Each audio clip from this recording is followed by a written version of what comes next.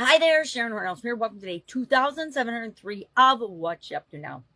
She being me, Sharon Horne-Ellstrom, documenting my journey originally as I came online from the brick-and-mortar corporate world of businesses to figure out this internet thing. Following my divorce, I was like, okay, I'm old enough to retire, but I really don't feel like I'm done yet. What am I going to do? I've always been curious about the internet, dabbled in a couple teeny little pieces of it, but never really jumped in with both feet to figure out, what does this online business stuff look like? I was beginning to get curious and interested in helping other people to have both a foot in the offline brick and mortar world and the online world, in addition to, and just like I had in the corporate world and owning my own businesses. I found that there were huge advantages to that. And I came to believe there were huge advantages to having both an offline and an online presence. And nowadays, with everybody walking around with a cell phone, it is imperative that you have some sort of online presence for yourself as a human being and as a business or business owner, if you happen to be one. So today we talked about creating our own motto and our own code of conduct. Now, we already have, whether it's written down or not, guidelines and lines we will or will not cross for different areas and aspects of our life. But have you done this for the area of contribution, how you interact with the rest of the world?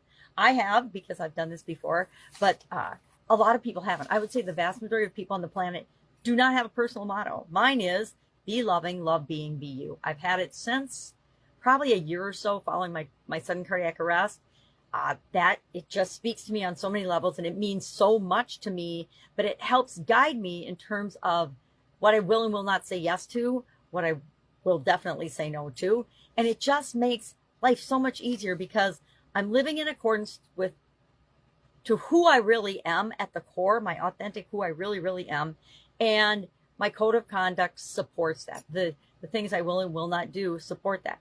For the most part, once in a while I slip and I make comments on social media, which I was thinking about this morning. It doesn't really line up with how I want to show up in the world, my code of conduct, personally or professionally. So I need to just turn off the phone and turn off the social media nonsense. Anyway, that's just about me. So I shared both on a personal level for the Be a Better You Annual Challenge and in the Supersize Your Business group, how you create a personal motto or a business motto, a code of conduct for yourself or for your business. And the only difference really is when you're doing it for your business, I say involve other people, involve key people in the organization who are interested in contributing, and do that together. So do it as a team. Don't just you say, this is our motto, this is our code of conduct. Now, as the owner and leader of the business, you maybe need to start out that way, just creating one, but then get people involved and make sure that there's buy-in and input, and it aligns with the overarching organizations, your products and services, etc., the people you're here to serve, the problems you're here to solve in the world, etc., to make the world a better place.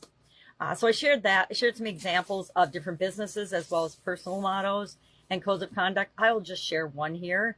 Let's do Patagonia, because I actually love the Patagonia brand and business. Their motto is, we're in business to save our home planet. We're here to save planet Earth. That's what we're in business for. Their code includes sustainability sourcing, activism support, and employee volunteer programs. They are a beacon of good in the outdoor fashion industry. And then I shared Warburg Parker, which is Do Good, Buy a Pair, Give a Pair program, which I love that program. Tom's, I think, does that still as well. So there's a few companies in different industries that have really incredible giving back programs built into their business model and into who they are, their identity. Social impact integrated into every sale. I love that. That's, to me, it speaks to me. And that's what we're looking for. We're looking for people that say, oh, I want to do business with them because of this. That gives us a competitive advantage. For our personal, we talked about different ways to create your own one. And like I said, I created mine following my sudden cardiac arrest. It took a sudden cardiac arrest. It took a death experience for me to say, okay, I need to get more aligned. I'm all over the place. How am I going to bring that all together and become the best possible version of myself? Thus, who knew? But in 2010, I was planting the seeds in my subconscious to roll up to my conscious when the time was right, which happened to be 2025, that we would do an annual challenge about being the best possible version of yourself. All right, what else have I got going? So much going on. If I can help you in any way, hit me up and ask. Otherwise, have an awesome day, and I'll, of course, be with you tomorrow.